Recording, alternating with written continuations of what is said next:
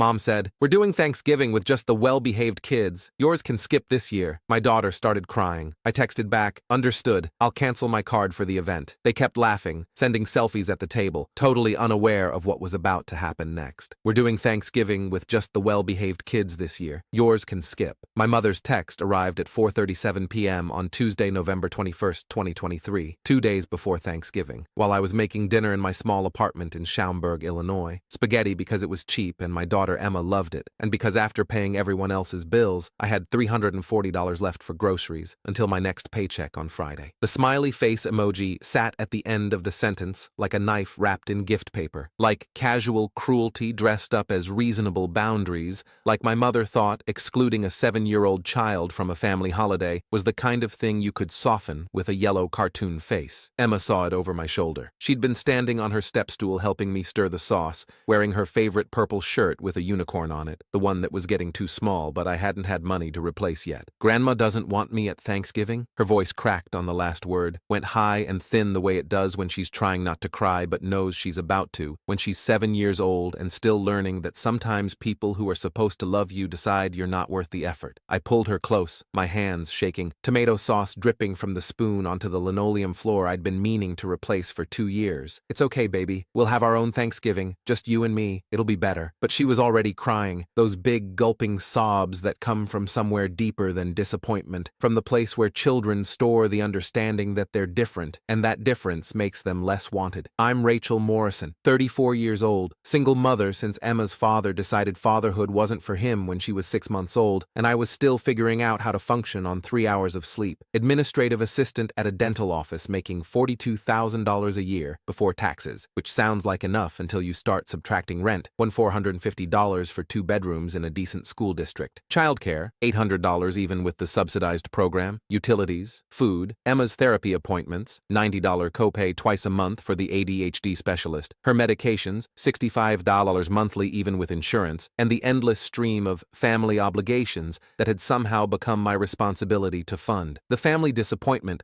according to my mother's carefully worded comments at holidays and birthdays, and every time I showed up without a husband or a better job or a child who could sit still through a 3-hour dinner without asking 17 questions about why the turkey was dry, and where did pilgrims go to the bathroom, and could she please be excused to run around outside because sitting was making her legs feel itchy. My sister Victoria had perfect kids, 2 of them, Madison, age 9, and Harper, age 6. Quiet children who wore matching outfits from boutiques I couldn't afford, who said please and thank you without being reminded, who sat at the table with their hands folded and their mouths shut except when spoken to, who made my mother beam with the kind of pride she'd never quite managed to show for Emma. Victoria lived in Naperville in a 4-bedroom house her husband Derek's pharmaceutical sales job paid for, drove a white BMW X5, posted Instagram photos of their perfect family dinners with captions like, "Blessed beyond measure, your family first, Chuck's grateful heart." Emma was loud, energetic, asked too many questions, couldn't sit still through a movie or a meal or a church service without fidgeting, bouncing, needing to move,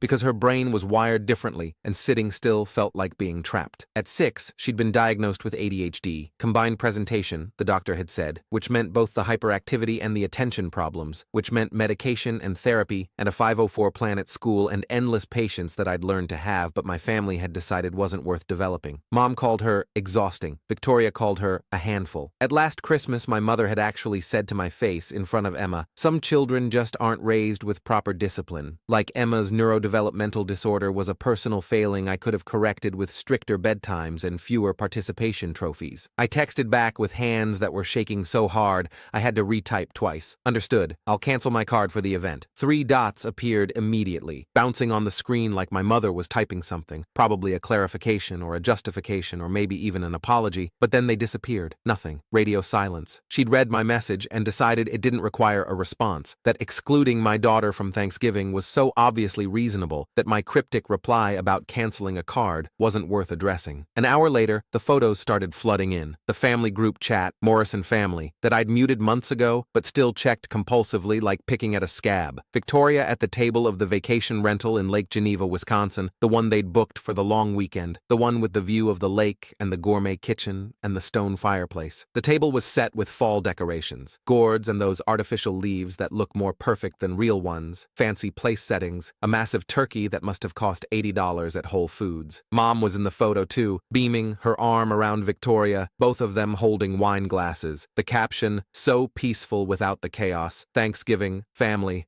blessed." Another photo came through 3 minutes later, the whole family around the table, Victoria and Derek and their perfect children, my mother, Victoria's in-laws who'd apparently been invited to fill the seats Emma and I would have occupied. Everyone smiling, everyone dressed in coordinating fall colors like they'd planned it, like this was a photo shoot instead of a family dinner. The caption made my stomach turn, grateful for well-behaved blessings. Some years you just need peace, family time, gratitude, no children left behind. The hashtag was particularly cruel. A joke about leaving children behind while literally leaving my child behind. Emma saw them. She'd grabbed my phone to play a game while I finished cooking, and she'd opened the messages before I could stop her, and she started sobbing, not the gentle tears from earlier, but deep, wrenching sobs that shook her whole small body. "Why don't they want me, Mommy? What did I do wrong? I can be good, I promise. I can sit still, I can be quiet." And I held her on the kitchen floor with tomato sauce burning on the stove and my own tears mixing with hers. Because how do you explain to a 7-year-old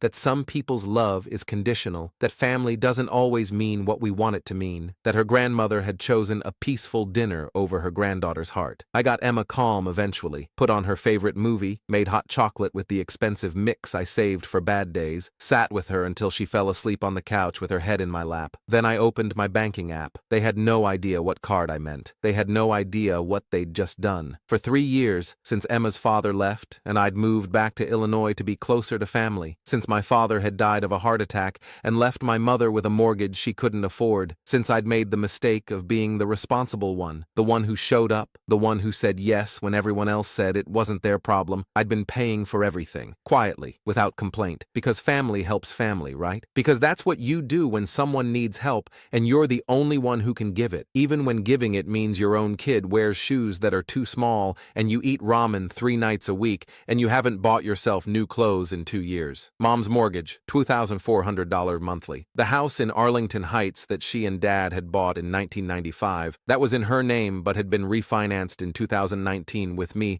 as a co-borrower because her credit had tanked after Dad's medical bills and she couldn't qualify a loan. I'd been making the payments directly from my account for 36 months. Total, $86,400. Victoria's car lease, $680 monthly. The white BMW X5 she drove to her perfect playgroups and her perfect grocery store. I'd co-signed 18 months ago when her credit score had mysteriously dropped. Something about late payments on credit cards, something about Derek's business expenses that I'd never gotten a straight answer about. Total, $12,240. Family cell phone plan, $340 monthly for all 5 lines. Mom's phone, Victoria's phone, Derek's phone, even Victoria's kids' phones, because everyone needs to stay connected. And somehow I was the one who'd ended up as the account holder. 3 years, $12,240. Mom's supplemental health insurance, $290 monthly because Medicare didn't cover everything and she needed her medications and her doctor's appointments. 2 years of payments, $6,960, and the vacation rental they were sitting in right now, the one on the lake with the gourmet kitchen and the perfect view, the one they were using to celebrate a Thanksgiving my daughter wasn't invited to. $3,200 for the 4-day weekend, charged to my credit card 3 weeks ago when Victoria had called and said, "Mom really needs this, Rachel. It's been such a hard year for her. Can you help us out just this once?" Except it was never just once. It was always one more thing, one more charge, one more payment that I made because saying no meant being selfish, meant being the bad daughter, meant letting the family down. Total. I'd paid in 3 years, $121,040 on a salary of $42,000 a year before taxes. I'd done the math once, late at night when Emma was asleep and I was staring at my bank balance trying to figure out how to afford her birthday party, and I'd realized I'd given my family more than twice my annual take-home pay. I'd been living on credit cards and hope and the occasional overtime shift, telling myself it was temporary, that they'd get back on their feet, that family was worth the sacrifice. Except when it came to my daughter. When it came to Emma, family meant exclusion. Family meant well-behaved kids only. Family meant posting photos designed to hurt, captioned with hashtags meant to mock. I opened my laptop, started clicking through accounts. Each action was deliberate, calm, the kind of calm that comes after crying yourself empty and realizing you're done. Not angry, not emotional, just finished. First, the mortgage account. I'd been making payments directly from my checking account via automatic transfer. I logged into the mortgage company's website, removed the automatic payment, removed my account information entirely, sent a formal letter through their online system. I am no longer authorized to make payments on this account. Please direct all future correspondence to the primary borrower, Linda Morrison. The next payment was due in 6 days on November 28th. They'd have a 15-day grace period before late fees kicked in. Second, Victoria's car lease. I called the leasing company, Capital Auto Leasing, and after 20 minutes of hold music and explaining the situation to 3 different representatives, I finally reached someone who could help. I need to terminate my co-signature on account number 847-2940-3317. I was told when I co-signed that it would be for 6 months, while the primary lessee improved her credit. It's been 18 months. I'm formally requesting removal as co-signer. The representative was sympathetic. She'd heard versions of this story before. We'll process the removal, but the primary lessee will need to qualify independently. If she can't, the lease will go into default. I understand, I said. When's her next payment due? November 26th, 2 days from now. Thank you. Third, the cell phone plan. I was the account holder, which meant I had complete control. I logged into Verizon's website and navigated to the account management page. Canceled 4 of the 5 lines, Mom's, Victoria's, Derek's, and Madison's line that Victoria had added last year because she needs a phone for emergencies. Effective immediately. Confirmation emails sent to my address only. The only line I kept active was my own. Fourth, Mom's supplemental insurance. I called the insurance company and explained that I'd been paying premiums for a policyholder who wasn't my dependent, that I needed to remove my payment method from the account. The policy will lapse if the premiums aren't paid by December 1st, the representative warned. I understand, I said. Fifth, and this was the one that made me smile for the first time in hours, the vacation rental. I called Luxury Lakeside Rentals, the property management company that handled the Lake Geneva house, and explained the situation carefully, precisely. I need to dispute a charge on my credit card. The card was used without my explicit authorization for this specific transaction. I gave general permission for emergency family expenses, but a luxury vacation rental doesn't qualify. I'm requesting a full refund and immediate cancellation of the reservation. There was a pause. Ma'am, the property is currently occupied. The guests checked in yesterday. I understand. I'm disputing the charge as unauthorized use of my credit card. What's your policy? Another pause. Longer this time. The sound of typing. We'll process the refund and cancel the reservation. The guests will need to vacate the property. How immediately? I asked, and my voice was steady, cold, certain. They'll need to vacate within 2 hours of notification. I smiled, the first real smile since Emma had started crying. Perfect. Thank you for your help. Then I went through my phone and blocked every number. Mom's cell, Victoria's cell, Derek's cell, the house phone I'd been paying for. Blocked them on text, on calls, on every social media platform I could think of. I didn't need to hear the justifications, the anger, the inevitable accusations that I was being selfish and cruel and destroying the family. I'd heard enough. Emma and I made turkey sandwiches for dinner. The spaghetti had burned while I was on the phone, but turkey sandwiches felt appropriately ironic. We watched Encanto because Emma loved the music and I needed to see her smile. She fell asleep happy on the couch, her small hand in mine, and I covered her with the blanket my grandmother had made before she died, the only family heirloom I'd managed to keep. I slept like a baby that night, deep, dreamless sleep, the kind I hadn't had in 3 years. Friday morning, Black Friday ironically, my email exploded. 47 unread messages, all from the same sender, Morrison and Associates, attorneys at law. The subject line, financial abandonment and breach of verbal contract. I opened it with coffee in hand, Emma still sleeping in her room, morning light coming through the window of our small apartment that I could actually afford, now that I wasn't supporting 4 other adults. The letter was formal, threatening, full of legal language clearly designed to intimidate. My mother had retained an attorney, probably paid for with money she didn't have, or more likely money Victoria had fronted, to sue me for financial abandonment and breach of verbal contract. They claimed I'd made verbal promises to continue financial support, that I'd created reasonable expectations of ongoing assistance, that my sudden withdrawal of funds constituted actionable harm. They were demanding I resume all payments immediately and compensate them for damages, the mortgage late fees, Victoria's car repossession costs, the cell phone reconnection fees, the cost of the canceled vacation rental. I called my attorney, David Chen. We'd gone to high school together. He'd been in marching band. I'd been in choir. We'd reconnected on Facebook 3 years ago and had gotten coffee a few times when our schedules aligned. He did family law now, had his own small practice in Palatine. David, I said when he answered, my voice steadier than I expected. I need help. My family is threatening to sue me. For what? He sounded genuinely confused. Financial abandonment. They're saying I made verbal promises to keep paying their bills forever, and I can't stop without notice. He laughed. Actually laughed, a short bark of disbelief. Rachel, let them try. You were never legally obligated to pay for any of that. Verbal contracts require consideration, something of value exchanged. What did you receive in return for paying their mortgages and car leases? Nothing, just family, being part of the family, which isn't legal consideration. They can't enforce this. Do you have records of the payments? 3 years of bank statements, every transaction documented. Send me everything, every statement, every text asking for money, every email, every message. I want a complete paper trail. I spent 3 hours compiling everything. Bank statements showing the mortgage payments, the car lease payments, the phone bills, the insurance premiums, the vacation rental charge. Text messages from Victoria. Can you cover my car payment this month? Derek's commission was late again. Mom's insurance is due. Can you handle it? She's been so stressed. Just put the rental on your card. We'll pay you back. They never did. Messages from my mother. I don't know how I'd survive without you, honey. You're the only one who really helps. Victoria tries, but she has her own family to think about. You understand. Email chains about refinancing the house, co-signing the lease, adding lines to the phone plan. And then I included something else, something I hadn't planned to send but realized was the nuclear option they'd forced me to use. Every cruel text message, every dismissive comment, every screenshot of the Thanksgiving photos with their mocking captions. The message from Mom. We're doing Thanksgiving with just the well-behaved kids. Yours can skip this year. The group chat photos. So peaceful without the chaos. Grateful for well-behaved blessings. Messages from 6 months ago when Emma had had a meltdown at a family dinner. Can't you control your child, Rachel? This is exactly why we can't take you anywhere nice. Messages from last Christmas. Emma needs more discipline. Some children are just too much work. And the final piece, the one I'd sent to my mother a year ago, and she'd never acknowledged. Emma's ADHD diagnosis from Dr. Patricia Sullivan, developmental pediatrician, dated November 2022. The comprehensive evaluation showing Emma's struggles weren't behavioral problems or bad parenting, but a neurological condition requiring understanding, accommodation, and support. I'd sent it to my mother with a long message explaining what it meant, asking for patience, hoping for compassion. She'd read it, the red receipt confirmed, and never responded. And 11 months later, she'd called Emma badly behaved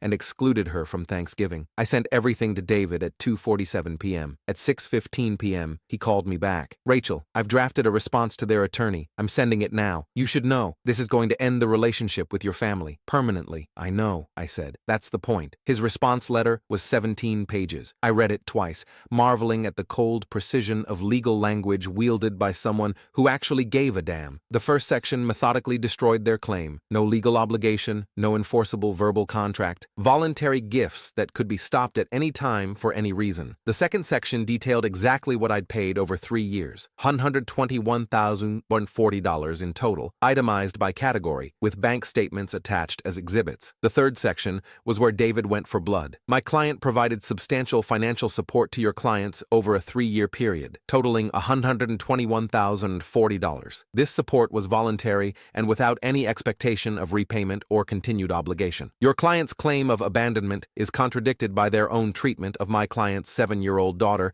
Emma Morrison, who has documented ADHD. See attached medical records from Dr. Patricia Sullivan, dated November 14, 2022. Despite being made aware of Emma's diagnosis, records show my client sent detailed medical documentation to Mrs. E. Linda Morrison on November 20, 2022, via email with read receipt confirmed. Your clients continued to characterize the child as badly behaved, exhausting, and a source of chaos. Most recently, your clients excluded Emma from a family Thanksgiving celebration, citing a need for well-behaved kids only. See attached text messages. They then posted photographs of this celebration to social media with captions explicitly mocking the child's exclusion. See attached screenshots. This constitutes emotional distress and disability discrimination against a minor child. Illinois law prohibits discrimination based on disability status, including in familial relationships where such discrimination causes measurable harm. We are prepared to pursue a counterclaim for emotional distress damages on behalf of Emma Morrison, minor child, reimbursement of all financial contributions made under false pretenses of family inclusion, $121,040 2040. Punitive damages for disability discrimination against a minor, legal fees and court costs. Furthermore, we are prepared to make these claims a matter of public record. All text messages, social media posts, and documentation of your client's treatment of a disabled child will be submitted as court exhibits, accessible to media and public scrutiny. We will also notify relevant disability advocacy organizations and media outlets covering family discrimination cases. My client seeks no further contact with your clients. If your clients drop this frivolous lawsuit immediately and agree in writing to make no further contact with my client or her minor daughter, we will refrain from pursuing the counterclaim. If your clients proceed with litigation, we will pursue every available remedy to the fullest extent of the law and ensure their treatment of a disabled child becomes a matter of comprehensive public record. You have 48 hours to confirm in writing that this matter is closed. After that time, we proceed to filing. David's letter ended with a sentence that I read 3 times, each time feeling something like vindication settle in my chest. Consider your client's claimed family obligations satisfied, permanently. The response came in 4 hours. A terse email from Morrison & Associates. Our clients have elected to withdraw their claim. Please consider this matter closed. No apology, no acknowledgement, just retreat. That Saturday, my mother showed up at my door. I watched her through the peephole. Alone, no Victoria, no lawyer, just her standing on my doorstep in her coat that I recognized because I'd helped her buy it 2 years ago at Macy's during a sale. She knocked 3 times, waited, knocked again. Rachel, I know you're home. Please, can we talk? I opened the door but stood in the frame, blocking entry. No, Rachel, please. I made a mistake. You made a choice, a deliberate choice, after you knew about Emma's diagnosis. Her face went white, the color draining like I'd slapped her. I forgot about. You didn't forget. I sent you a 16-page medical evaluation. You read it. You had the read receipt turned on, so I know you read it on November 20th, 2022 at 3:42 p.m. And for a year after that, you kept calling Emma badly behaved. You kept excluding her. You kept making comments about my parenting. You knew she had ADHD and you called her badly behaved anyway. I didn't understand what it meant. Then you should have asked. You should have called. You should have done literally anything other than exclude your granddaughter from Thanksgiving and post photos mocking her disability on social media. Tears filled her eyes, which might have moved me 3 years ago, might have made me back down and apologize and resume payments and swallow my anger like I'd swallowed everything else. Let me fix this, please. Let me apologize to Emma. Let me make this right. You can't. Emma needs her grandmother. Emma needs people who don't mock her disability in group texts. Emma needs people who love her even when she's loud and energetic and asks too many questions. Emma needs family who show up for her, not family she has to be perfect for. You're not that person. Victoria's not that person. I've spent 3 years and $121,000 hoping you could be, and you've shown me exactly who you are. She froze, her face going from pale to red. How did you? The attorney, he said. My attorney found everything, every message, every laugh, every cruel joke about my problem child and my exhausting daughter, and how peaceful Thanksgiving was without the chaos. Every screenshot of Emma's diagnosis that you read and ignored, all of it's documented now. All of it's ready to become public record if you ever contact us again. She stood there shaking, her hands clutching her purse like it was the only solid thing left. The mortgage is 3 months behind, she whispered, and it sounded like a plea, like she thought this information would move me. Victoria's car got repossessed. Our phones don't work. We had to leave the rental. They made us leave in the middle of Thanksgiving, Rachel. It was humiliating. Sounds peaceful, I said, and I didn't smile, didn't feel victorious, just felt tired and done. You're destroying this family. No, I'm protecting mine. Emma is my family. You're just people who share my DNA and my last name and who spent 3 years taking my money while excluding my daughter. Rachel, please. I closed the door, not slamming it. That would have been dramatic, emotional, the kind of reaction she could use to paint me as unstable or vindictive. I just closed it, quiet and final, and turned the lock with a click that sounded like punctuation on a sentence that had gone on too long. Through the window, I watched her walk away, her shoulders hunched against the cold November wind, and I felt nothing. Not anger, not sadness, not even relief. Just the quiet certainty that I'd done what I should have done 3 years ago. Emma came downstairs, hearing the knock, curious about the visitor. Who was that? Nobody important, baby. That night, Victoria texted from a new number, probably a prepaid phone, probably borrowed from a friend, definitely not on my bill anymore. Hope you're happy. Mom's losing the house. My credit is ruined. Derek's furious. The car's gone. You destroyed everything we built. Everything Dad worked for. You're not family anymore. You're dead to us. I stared at the message for a long time, reading it twice, 3 times, waiting to feel something, guilt or grief or anger or vindication. Instead, I just felt calm. I typed back, "You destroyed my daughter's Thanksgiving because she has ADHD. You called her badly behaved after reading her diagnosis. You posted photos mocking her. I just stopped paying for the privilege. Sent." Blocked the number. Emma climbed into my lap, her small, warm weight anchoring me to something real. "Can we do Thanksgiving with just us next year, too?" she asked. I kissed her head, breathed in the smell of her strawberry shampoo, the cheap kind from Target that she loved because it came in a bottle shaped like a strawberry. "Every year, baby, just you and me. That's all the family we need." My phone buzzed one last time. David had sent one more thing, a final message to Morrison and Associates, CC'd to my mother and Victoria, with a bill attached. For 3 years of unpaid financial support, loans, his letter called them, because that's how the law would see them if this ever went to court, calculated with reasonable interest rates for unsecured personal loans, totaling all payments I'd made, plus accrued interest. Total, $138,947. The message ended with one line that I read out loud to Emma, even though she was too young to understand. "Consider your family obligations satisfied, permanently. Any future contact will result in immediate legal action to collect the full amount owed. This constitutes formal notice." Emma looked up at me with her big brown eyes, her face serious. "Does that mean they're not going to be mean to me anymore?" "That means," I said, holding her tight, "they're not going to be anything to you anymore. Because we don't need people who make you feel bad. We just need each other." She smiled, and it was the first real smile I'd seen on her face in days, and in that moment, I knew I'd made the right choice. Not the easy choice.